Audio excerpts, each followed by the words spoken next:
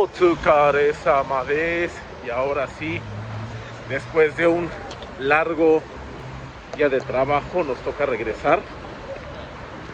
Sé que se ve un poco oscuro todo y pareciera que es muchísimo más tarde, pero son como las 6. Nada más que recuerden que por la posición de Japón en la bola llamada planeta Tierra está muy arriba, por lo cual en esta época del año nos toca que las tardes comiencen antes. Ahorita ya empezó a mejorar un poco, o sea, cuando es el invierno así tal cual, el solsticio, sí, solsticio, ¿verdad? De invierno, estamos hablando de que 4 de la tarde ya está totalmente oscuro, lo cual para un alma latina que creció donde oscurece entre 6 y 7 y con horario de verano 8, pues sí es un poco impactante, pero bueno, vamos a aprovechar que salimos temprano para caminar y platicar un poquito.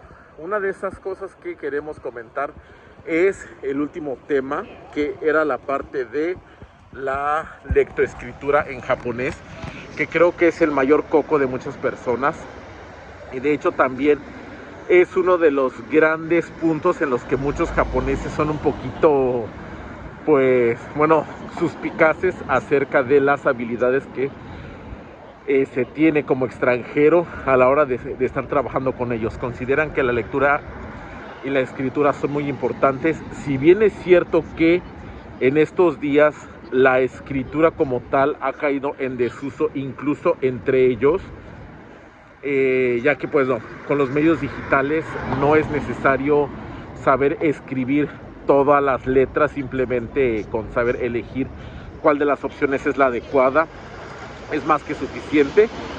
Aún así es un punto en el que los japoneses son bastante melindrosos, yo diría, y está bien, digo, a final de cuentas pues es parte de lo que es la lectura escritura japonesa y parte de su identidad. Y bueno, abordemos este tema. Sabemos quienes estudiamos el idioma japonés, quienes lo hemos estudiado, y si no, pues bueno, es una buena oportunidad para saberlo, que se cuenta con, dependiendo cómo lo quieran ver, 3, 4 sistemas de escritura. ¿Por qué 3? ¿Por qué 4? Bueno, 3 si contamos solo los meramente japoneses, en los cuales están los 2 silabarios conocidos, hiragana, katakana. Hiragana mayoritariamente para lo que es la escritura de palabras japonesas, las desinencias de verbos, adjetivos, etcétera, y el katakana para transliteración de conceptos, palabras que vienen del exterior. Eso es, grosso modo, lo que podríamos decir de el hiragana y el katakana. Tenemos que cada uno tiene 45 letras más sus combinaciones, pero son 45 de base en cada uno. Nos estarían dando 90. Aunque como dato anticultural, cuando se ordena de acuerdo al silabario, se dice Gojeon-jun, o sea, en el orden de los 50 sonidos. Pero eso es una historia que platicaremos con calma otro día. Y finalmente tenemos el último sistema, pues puramente japonés. Bueno, no puramente, sino que es nacido, mejorado de este lado, que son los caracteres, por así decirlo, ideográficos, nacidos primero en China, que se conocen en japonés como kanji. Recuerden que estos caracteres también existen en idiomas como efectivamente, más bien, evidentemente el chino, y ya pues muy poco en coreano, conocidos como los famosos hanja. Pero bueno, estos caracteres son aquellos que nacen a partir de una representación ideográfica de un concepto. Hemos visto en algunas partes que ves una montaña y dibujas la montaña, etcétera, etcétera. Todo esto es lo que dio origen a la escritura china, que pasa a través de el budismo y tradiciones religiosas por la península coreana, llegando a Japón, donde bueno, también es adoptado y cuyo uso está actualmente pues bien extendido aquí en Japón. ¿Cuántos caracteres hay? Pues ahí depende mucho del diccionario. Hay diccionarios que recogen pues 5,000, 10,000, dependiendo de las variaciones, etcétera. Nosotros como usuarios del día a día, o sea, incluyéndolos a ellos, a los nativos, serían alrededor de 2,000 caracteres. Obviamente va a depender mucho del medio en que la gente se mueva. Hay caracteres que, bueno, son más propensos a aparecer en textos históricos o en textos de medicina o en textos científicos, etcétera. Entonces, esa es la parte en la que puede ser complicada porque, como decíamos, cada carácter representa una idea y aparte hay que aprender no solo ese carácter, sino su significado. Junto con su significado hay que aprender cómo se lee. Y en el caso del idioma japonés, a diferencia del chino, una sola letra puede tener varias maneras de leerse dependiendo de su posición, lo cual lo hace bastante más divertido, por llamarlo de alguna manera. Entonces, el poder llegar a tener un buen nivel de lectoescritura en japonés es lo que nos puede llevar un poquito más de tiempo.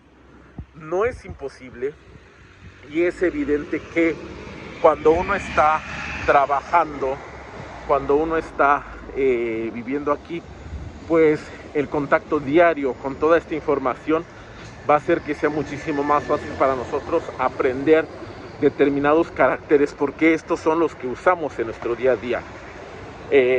Hace poco fui el día de Hatsumode justamente a esta zona de Ningyo-cho y estaba viendo parte de la historia de la zona. Luego hay placas en los lugares que indican, ¿no?, pues la historia del lugar. Y bueno, me dijo el amigo con el que iba a ver, léelo. Y bueno, evidentemente fue bastante estrepitoso mi fracaso.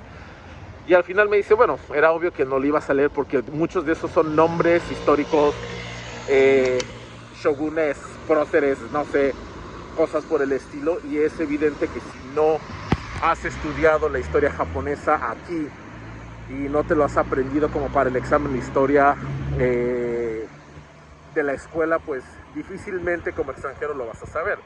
Por el contrario, los documentos de mi área de trabajo, que son pues todos los relacionados con tecnología e ingeniería, me son más fáciles de entender, evidentemente, pero eso es porque pues ya llevo tiempo trabajando con ello.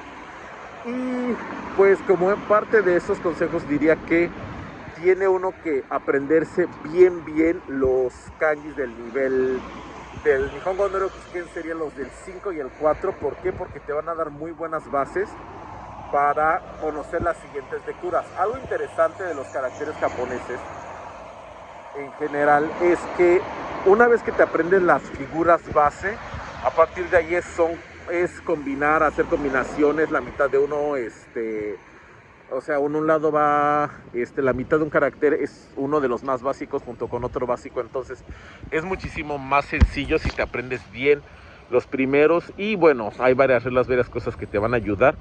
Y a partir de ahí es muchísimo estudio. Obviamente, y lo hemos dicho, es parte de esto del Nihongo-do, la senda del japonés.